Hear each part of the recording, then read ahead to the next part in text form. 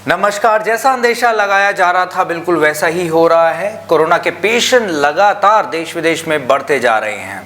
अभी breaking news है दिल्ली से, जहां के chief minister Kejriwal ji positive हो गए हैं। पॉलिटिशियंस की लगातार ये स्टेटमेंट आ रही हैं कि ये जो वेरिएंट है वो माइल्ड है। वो आखिर क्यों नहीं बोलेंगे, स्टेटमेंट क्यों नहीं देंगे? आखिरकार इलेक्शन जो है सिर पे बिल्कुल खड़े हुए हैं। लेकिन मैं एक बात कहना चाहूँगा कि ना तो पॉलिटिशियन ना ही हम डॉक्टर्स ये नहीं बोल सकते कि एक वेरिएंट जो माइल्ड है वो कब किस पेशेंट के अंदर सीवियर रूप धारण कर ले।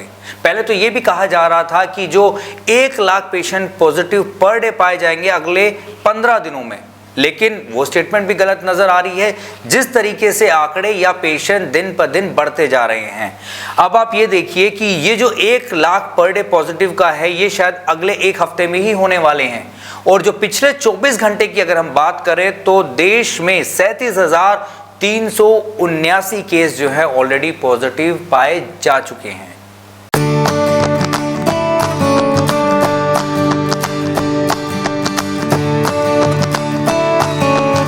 अब जैसे जैसे केसेस बढ़ेंगे वैसे वैसे बहुत सारी चीज़ों की कमी होने वाली है।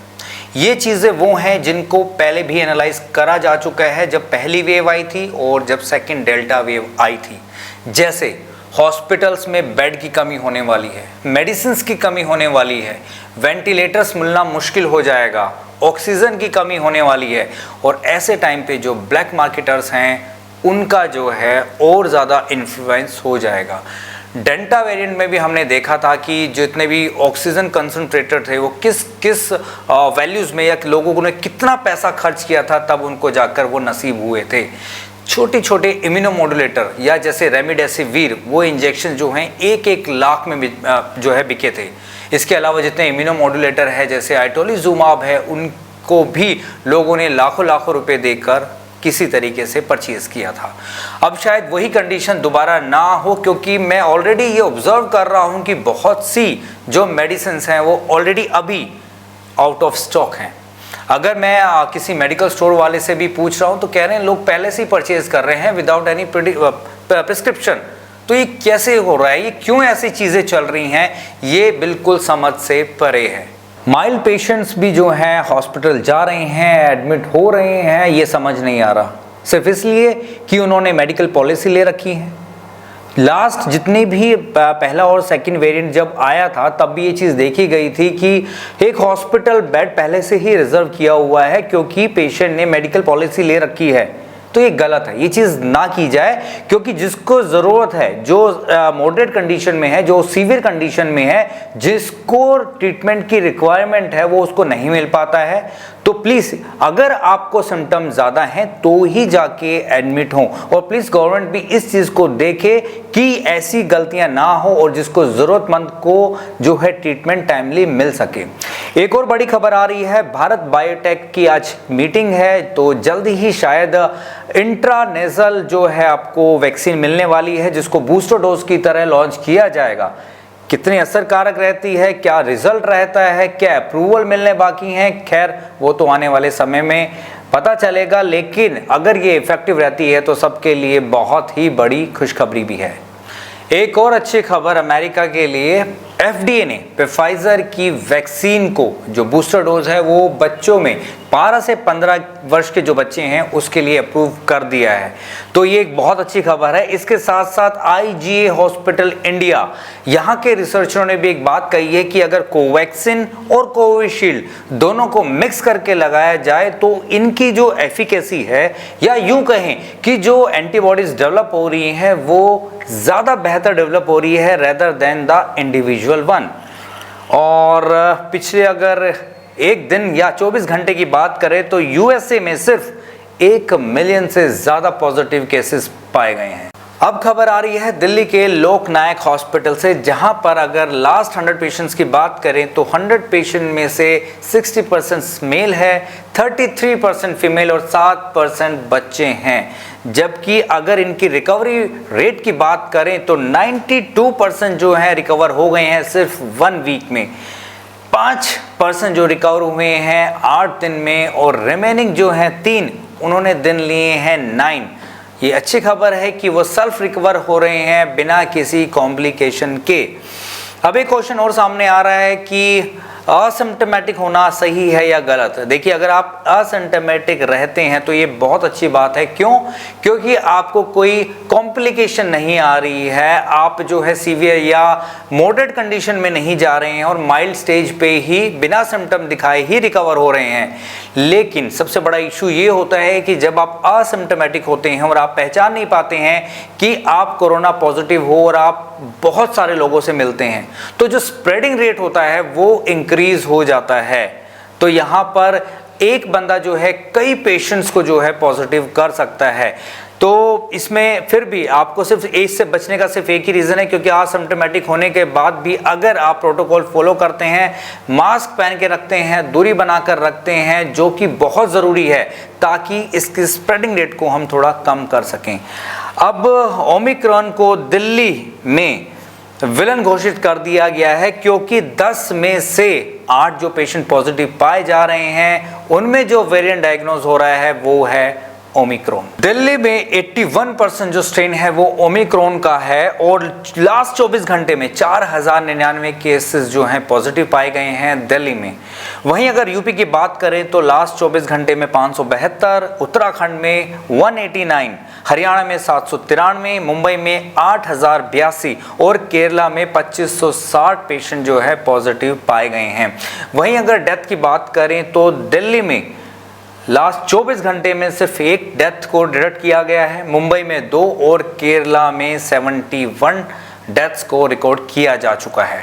साउथ अफ्रीका की मैं पहले ही बता चुका हूं कि वहां पर भी जो अब रेट है धीरे धीरे कम होने लगा है। और अब अच्छी खबर आ रही है ब्रिटेन से, जहां पर डे 1,67,000 पॉजिटिव केसेस आ रहे थे, वहां पे ये दर घटकर अब डेली 1,30,000 तक पहुंच चुका है। यानी दिन पर दिन ये जितनी जल्दी बढ़ा था उतनी ही जल्दी ये कम भी होता जा रहा है। अब सबसे बड़ा क्वेश्चन आ रहा है और बहुत से पेशेंट ने ये क्वेश्चन भी पूछा है कि कौन कौन से टेस्ट कराने ज़रूरी हैं, क्या सीटी स्कैन करवाना मैंडेटरी है या नहीं। देखो, मैं सच बताऊं सभी को रेकमेंड नहीं करूंगा कि सभी जो हैं सीटी स्कैन कराएं। सबसे पहले ये कि एक तो कॉस्टली बहुत है और दूसरी चीज़ कि जहां रेलेवेंसी आए वहां पर ज़रूरी है, वहां पर मैंडेटरी है। अब मैंडेटरी कहाँ कहाँ है मैं आपको बताता हूं। सबसे पहले वो पेशेंट ज़रूर करवाएं जिनको कोई कोमॉर्बिडिटी है, जैसे किसी को अगर बीपी की शिकायत है, किसी को कार्डियक इशू है, किसी को डायबिटीज़ है, तो वो अपने पैरामीटर्स को, अपने लंग्स पे ध्यान अवश्य रखें। इसके अलावा आप जैसे बोला कि हम सैचुरेशन पॉइंट या ऑक्सीजन लेवल को देखते रहते हैं। जब आपको लगे कि आपका जो सैचुरेशन लेवल है या ऑक्सीजन लेवल है 95 से कम होता जा रहा है, तो आप इस चीज़ को नेग्लेक्ट ना करें और जल्द से जल्द अपना सीटी स्कैन ज़रूर कराएं, ताकि ये अर्ली स्टेज पर डिटेक्ट हो सके कि कहीं निमोनिया तो नहीं हो रहा है, क्योंकि उसके अकॉर्डिंगली फिर हम ट्रीटमेंट को प्लान कर सकते हैं। अगर आपको लगे कि या किसी पेशेंट को लगता है कि उसको शॉर्टनेस ऑफ ब्रीथ लग रही है, सांस जो है खिंच कर आ रहा है, तो ही वो सीटी स्कैन करवाए।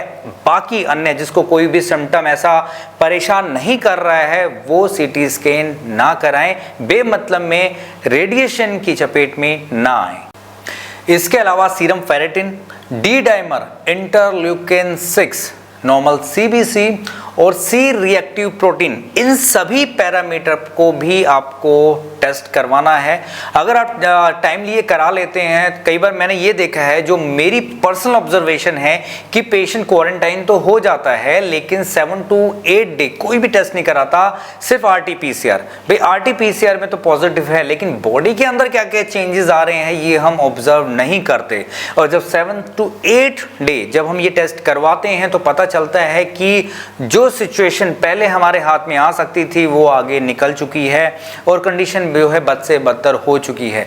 तो अगर इन वैल्यूज को टाइमली हम करवा लें तो हमारे सामने ये पता रहता है कि हमें किस पैरामीटर पे काम करना है, किस मेडिसिन को इंट्रोड्यूस करना है, किसकी डोज को अल्टर करना है, ताकि समय रहते हम किसी को मौत के मुंह में जाने से बचा सकें।